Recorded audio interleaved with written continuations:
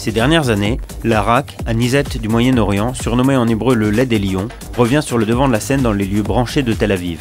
Al-Namroud, un arak haut de gamme récemment arrivé sur le marché israélien, surfe sur cette vague. Produit dans le nord du pays, à Goren, cet arak est le fruit du savoir-faire de cet homme que nous nommerons Akram. Akram refuse catégoriquement d'être filmé. Quand on lui demande pourquoi, il s'en tire avec une pirouette. Mais la vérité est qu'Akram est un Libanais, ancien officier de l'ASL, et il craint pour la sécurité de sa famille restée au pays du Cèdre, désormais contrôlé en majorité par la milice chiite fondamentaliste du Hezbollah. Fondée en 1976, l'armée du Sud-Liban, ASL, combat aux côtés de Tsahal au Liban, principalement contre le Hezbollah dans le sud du Liban, à partir du retrait partiel de Tsahal en 1985. En 2000, suite au retrait total d'Israël, l'ASL se disloque et des centaines de familles viennent trouver refuge en Israël. Il serait aujourd'hui près de 2500 Libanais à y habiter. La nostalgie du Liban est permanente. C'est là où je suis né, où j'ai grandi. C'est là où sont mes parents. Mais aujourd'hui, la situation au Liban est impossible. Alors bien sûr que ça me manque. C'était un superbe pays. Mais aujourd'hui, c'est infesté de terroristes. En venant du Liban, Akram a apporté avec lui le savoir-faire séculaire de la fabrication de l'arak, puis a monté de toutes pièces une distillerie en Galilée. Si Akram est militaire en temps de guerre, il se voit en artisan en temps de paix, fier d'apporter l'authentique qualité de l'arak zahlaoui en Israël. Le meilleur arak, c'est le Libanais, sans aucun doute. Pour Maurice Slimane, ancien combattant de l'ASL et employé de la distillerie, le gouvernement israélien n'a pas fait assez pour ses anciens alliés du pays du Cèdre. Et la maigre pension qu'ils reçoivent ne suffit pas à vivre décemment. Il ne masque pas vraiment son amertume.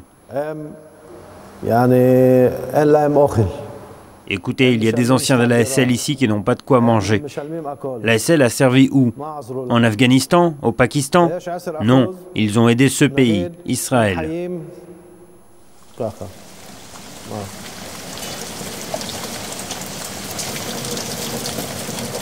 Akram et Maurice n'espèrent pas tellement plus qu'un sentiment de refuge en Israël. Ils se consolent peut-être en fournissant aux Israéliens un lait des lions de qualité, rendu populaire par une campagne publicitaire décalée et moustachue.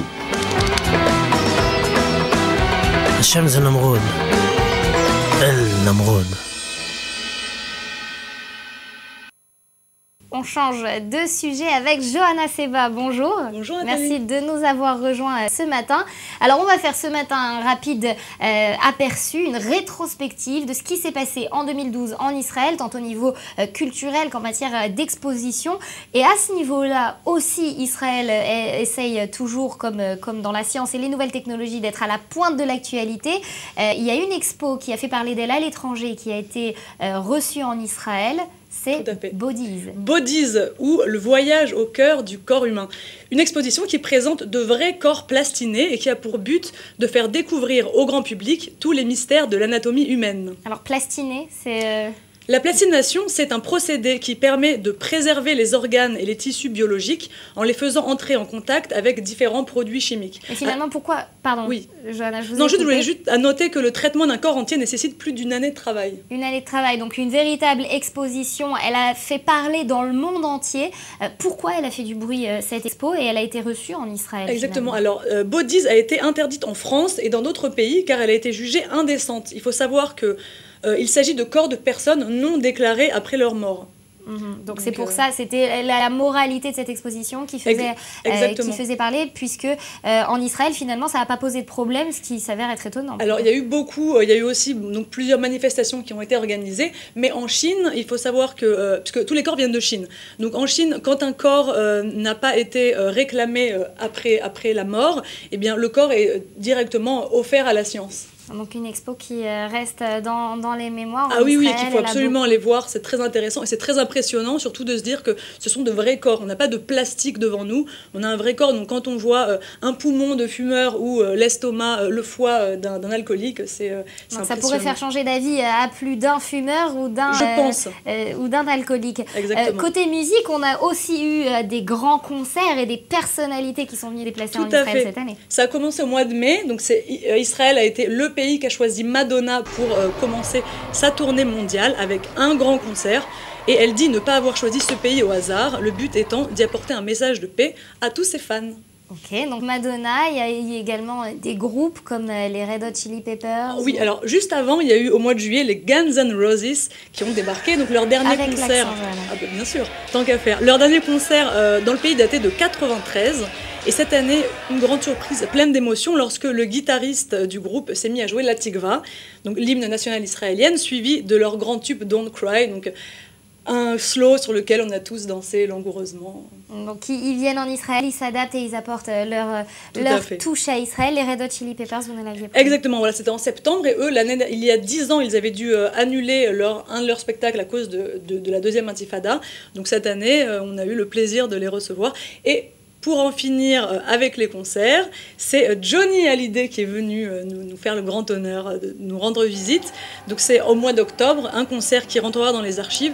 Johnny était enchanté et acclamé entre deux titres. « Vous êtes un peuple formidable, jamais je n'oublierai l'accueil que vous m'avez réservé ». Et Johnny Hallyday, on avait reçu Michel Lévy, notre réalisateur, qui nous avait parlé de ce concert. Il avait dit qu'il y avait une ambiance particulièrement chaleureuse et incroyable lors de ce concert. Cinéma, il y a des films qui ont fait parler d'eux à l'international. Exactement, il y a eu 2 films israéliens qui ont eu beaucoup de succès à l'étranger. Le premier, c'est Les voisins de Dieu, Hamash Girim, qui a reçu le prix SACD de la Semaine de la critique à Cannes. Hamash Girim, c'est l'histoire de 3 amis dans un quartier de la banlieue de Tel Aviv qui font respecter violemment les préceptes de la religion juive jusqu'à ce que l'un d'eux tombe amoureux. Et c'est l'élément perturbateur, l'amour, un autre film. Toujours les femmes. Toujours à cause de nous. Un autre film qui a aussi fait parler de lui à l'étranger, il s'agit Du cœur à ses raisons, Les Malais et Halal. C'est un film qui nous plonge en plein cœur de la communauté orthodoxe chassidique et de ses rites religieux. Ici, c'est le dilemme d'une jeune femme qui ne sait pas si elle doit suivre son cœur ou bien le diktat de sa famille qui souhaite l'avoir épousé pour des raisons pratiques, le veuf de sa sœur. C'est un film qui a raflé donc, tous les prix de la cérémonie des Ophirs israéliens, l'équivalent des Césars. Et il a eu aussi un prix au Festival de Venise et à celui de Sao Paulo. Donc finalement, le cinéma est rempli de petits Roméo et Juliette sur les écrans qui font aussi passer des messages sociaux. En littérature également, les Israéliens ont brillé sur la scène internationale avec, je crois, pour la 2e année consécutive, un prix reçu. Exactement, il s'agit du prix Médicis étranger, donc un prix décerné à un roman étranger paru en France. En 2011, c'était David Grossman et cette année, Avraham Yehoshua avec le livre Rétrospective. Rétrospective, c'est un roman qui parle de la création artistique où 4 personnages vont se heurter aux tensions internes que tout créateur qui collabore sur un même projet rencontre. On termine avec une page de mode, la 2e Fashion Week qui est venue en Israël, Gimzi Tel Aviv. Exactement. Donc après 30 ans d'absence, voilà la 2e Fashion Week qu'Israël a organisée. Donc Fashion Week, c'est des défilés de créateurs, des cocktails et la fête pendant une semaine.